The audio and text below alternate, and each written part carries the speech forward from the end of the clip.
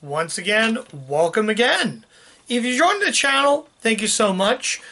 We're back to continuing the Universal, not quite, Universal Month Shindig. And we're going back all the way to the 90s again, this time with a family film based on a TV adaptation. That is 1997's Leave It to Beaver. Yes, this is the adaptation to the 1950s/60s sitcom. The 90s was such a weird time. I'll give you a little backstory before I get into this film. The 90s was such a weird time. We had 1993's The Fugitive. We had 1994's Maverick. We had a bunch of these TV shows turning feature films, and now we get 1997's Leave the Beaver.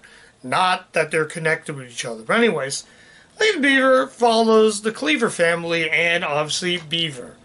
This time that included a cast including Chris McDonald, Janine Turner, and Eric Von Denton, and Adam Zoltan.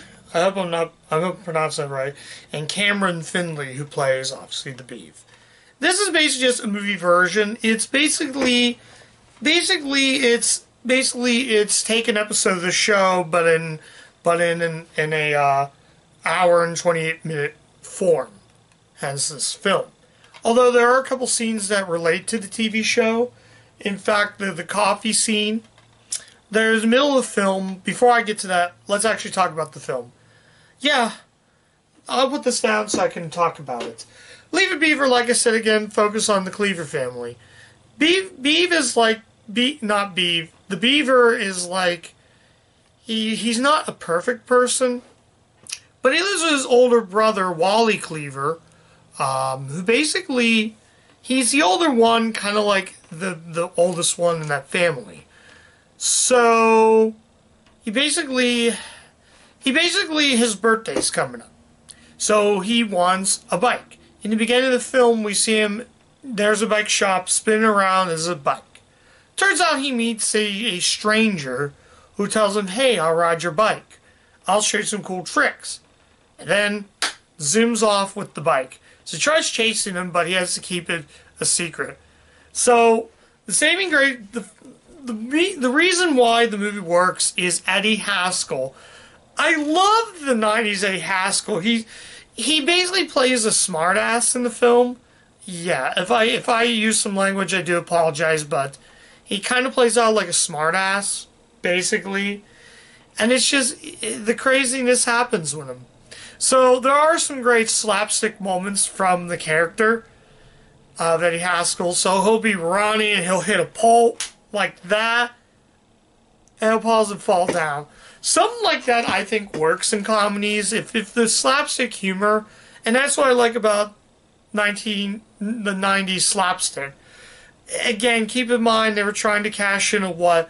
I hate to compare it to Beavis and Butthead, but I compare Eddie Haskell in this adaptation similar to Beavis in the Beavis and Butthead series. He's just such an idiot. He also plays sort of like, if he was sort of like a ladies' man. He plays sort of like a ladies' man. Says every time, I do apologize to that, but every time he's just, the craziness ensues with this film. And that's why I think Leave It to Beaver works as a comedy. Odd enough, 3 cast members come back for this adaptation. We got the original Eddie Haskell, Ken Osmond. He plays Eddie Haskell Sr., the son, who would be the Eddie Haskell Jr. So in this, he's Eddie Haskell Jr., and there's a scene with Eddie Haskell Sr. It's kind of fan service for people who watch the show. Interesting enough, the aunt is played by Barbara Billingsley. The mother, I thought it was the grandmother, but plays the mother in this version. It's kind of been nice if we got Jerry Mathers and Tony Dow to reprise the roles, maybe as, I don't know, the coaches or something like that. Who knows? Who knows? But it's neat to get Ken Osmond, who is really, I think, really cool. So if you're familiar with the show, yeah, definitely it's something to see. the craziness happens at the very end. There's a scene where they go to the fair. So Beaver has a big football game at the fair. He comes across the bullies and craziness ensues and just stuff. Not going to give away too much of it, but I probably kind of did. Let's just say karma comes back to the bullies. Also, there's a scene where the Beaver climbs onto a cup, and that's similar to the Leave Beaver episode where he goes inside the cup. So it's kind of similar to that. That may be one scene that they used from the show. It's not recycled. It's a different story. It's a different plot. I don't remember Beaver joining the football team in the show, so that might be different. I didn't watch much of the show because, honestly, I grew up with this. I saw this movie before I even watched the show as a kid. And it's one that I remembered. I think I had this on recorded VHS. Record off the old, I think it was Stars or Encore. We only had 2 movie channels back in the day. So this might have been on Stars or Encore. It would come on right before, this would come on and then Rush Hour would be up next. So, not comparing the two. So anyways, that comes down to the final verdict. Should you see the Leave It to Beaver film version? The Leave Beaver 97.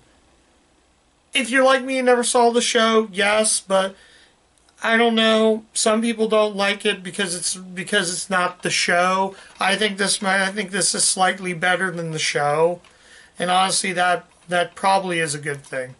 So yeah, if you see this around, I got another copy to replace my old copy. I had that old copy from, I think it was 2006, so I found a copy in way better condition. Like I said, this is an old DVD. This is from 1998, so it's a fairly old. Weird enough, though, they don't show the old 1991 Universal logo. Instead, we're opted with a 1998 logo, even though the trailer shows the old logo. I don't know, because when I record this off cable, I don't remember that logo popping, the 98 logo, and we got the 1991 logo. But regardless, this is actually a very fun family film. I think it still holds up. It definitely holds a lot better than Beethoven's Second. I still stand by that. Not saying that movie was bad. I'm still standing by. I think this, out of all the 90s comedies that come out, this one stands out. It is available. It 2 years ago it was released to Blu-ray, so if you get your hands on the Blu-ray, this DVD I think is out of print, or I don't see it. I think it is out of print because I don't come across this too often. When I do, check it out. I think I paid $1 for a brand new copy because I thought, I wasn't going to plan on rebuying it, but it was in better condition than the one I have. I actually have. I'm going to kind of ramble on before I end the video. This was the original copy I had. I'll show you why. This was a copy I got in 2006 in stores. I don't know if you can see that.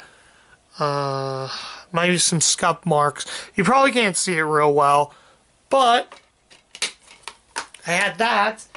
I'm going to kind of, before I end the video, I'll show you why. And I have this copy right here.